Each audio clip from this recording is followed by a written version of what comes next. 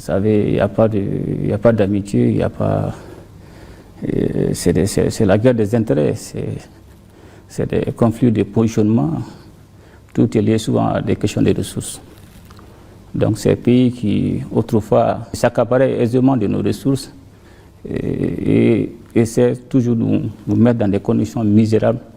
Et la dynamique a changé avec les autorités de l'AES.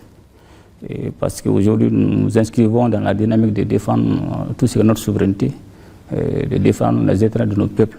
Et ces intérêts sont forcément aujourd'hui liés aux ressources stratégiques, tout ce qui est l'or, tout ce qui est le lithium, tout ce qui est gaz, tout ce qui est uranium. Donc, c'est le changement de cette dynamique. Nous avons demandé un partenariat gagnant-gagnant, mais ceux qui pensaient chaque fois nous traiter, voilà, des pays misérables, ont très vite compris, se sont très vite rendus compte que c'est eux qui sont misérables et c'est eux qui sont pauvres. Donc c'est de bonnes guerres, je ne les en veux pas s'ils défendent les intérêts, comme tout pays doit défendre ses intérêts, mais ils ne vont pas lâcher. Ils ne vont pas lâcher, il ne faut pas se cacher la face. Ils vont toujours tenter de nous créer des narratifs, non seulement pour jouer sur nos réputations.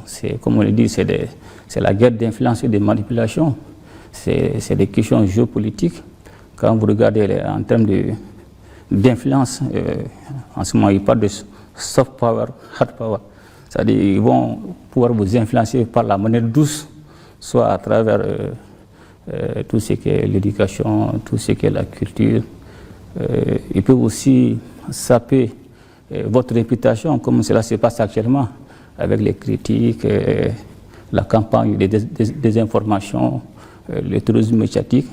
Ça, c'est une façon effectivement d'influencer.